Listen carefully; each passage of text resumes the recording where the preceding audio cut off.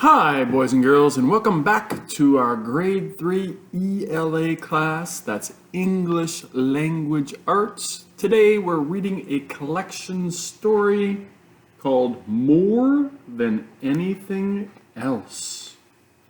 Yes, by Mary Bradby, or Marie Bradby, illustrated by Chris K. Soenpiat. Oh, you know, this collection's Carving New Frontiers is about the olden days. Looks like they have a lantern there, and a man with a shovel, and a couple of boys. Looks like some winter stuff in the other picture there. Horses. You know, I don't see any cars or computers or anything. So think olden days. What used to happen and what would people maybe want more than anything else?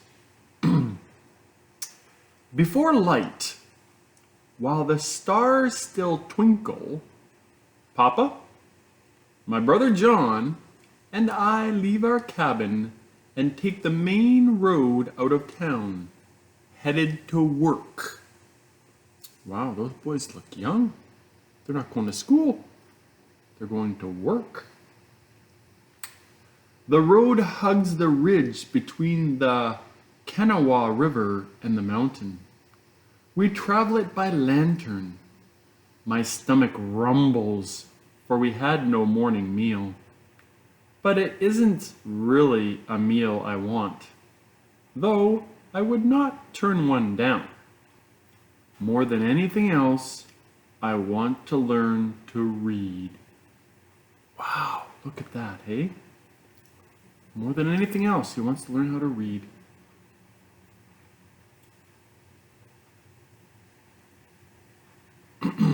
But for now, I must work. From sunup to sundown, we pack salt in barrels at the salt works. A white mountain of salt rises above Papa's head. All day long we shovel it, but it refuses to grow smaller. That's not snow, it's salt. Oh my goodness, I thought it was snow. Wow, that is a lot of salt. There it is there, you can see them shoveling. My goodness, barrels and barrels of salt. We stop only to grab a bite. Sweet potatoes and corn cakes that Papa has brought along in his coat pocket. As I eat every crumb of my meal, I stare at the white mountain. Salt is heavy and rough. The shiny white crystals leave cuts on your hands, your arms, your legs, the soles of your feet. My arms ache from lifting the shovel. But I do not think about the pain there. I think about the hunger still in my head. Reading. I have seen some people, young and old, do it. I am 9 years old, and I know if I had a chance, I could do it too. I think there is a secret in those books. In the chill of the evening, I follow Papa and John back up the road, stopping to catch a frog. The frog wiggles and slips, but I hold on tight and let go when I want to. There is something different about this place where we live now. All people are free to go where they want and do what they can. Book learning swims freely around in my head, and I hold it long as I want. Back in town, coal miners, rivermen, loggers, and coopers gather on the corner. They are all worn out as me, but full of tales. I see a man reading a newspaper aloud, and all doubt falls away. I have found hope and it is as brown as me. I see myself the man, and as I watch his eyes move across the paper, it is as if I know what the black marks mean, as if I am reading, as if everyone is listening to me. And I hold that thought in my hands.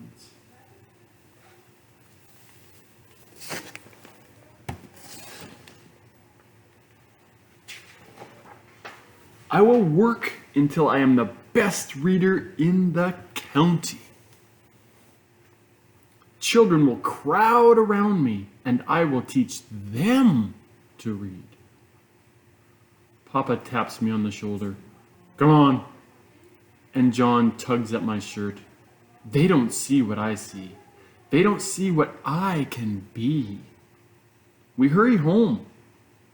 Mama, I have to learn to read, I say. She holds my hand and feels my hunger racing fast as my heart.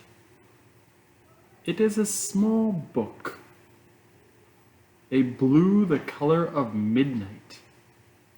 She gives it to me one evening in the corner of our cabin, pulling it from under the clothes that she washes and irons to make a little money. She doesn't say where she got it. She can't read it herself, but she knows this is something called the alphabet. She thinks it is a singy kind of thing, a song on paper. After work, even though my shoulders still ache and my legs are stained with salt, I study my book.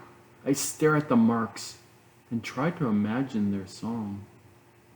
I draw the marks on the dirt floor and try to figure out what sounds they make, what story their picture tells. But sometimes I feel I am trying to jump without legs, and my thoughts get slippery. And I can't keep up with what I want to be and how good I will feel when I learn this magic and how people will look up to me. I can't catch the tune of what I see. I get a salt shoveling pain and feel my dreams are slipping away. I have got to find him, that newspaper man.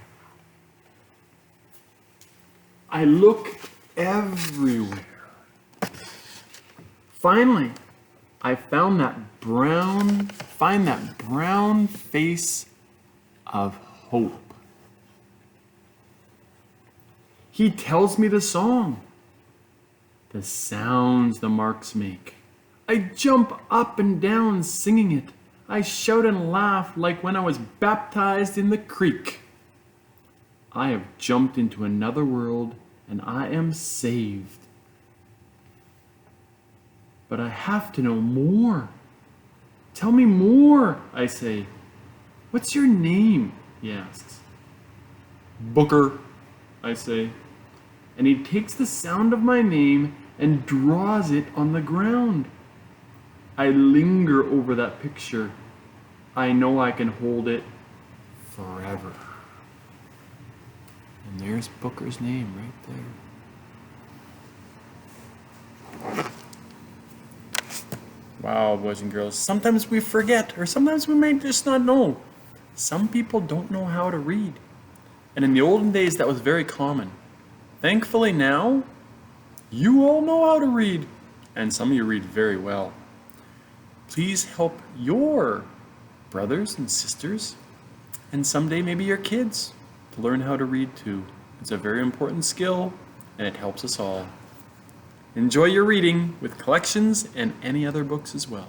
Have a good day.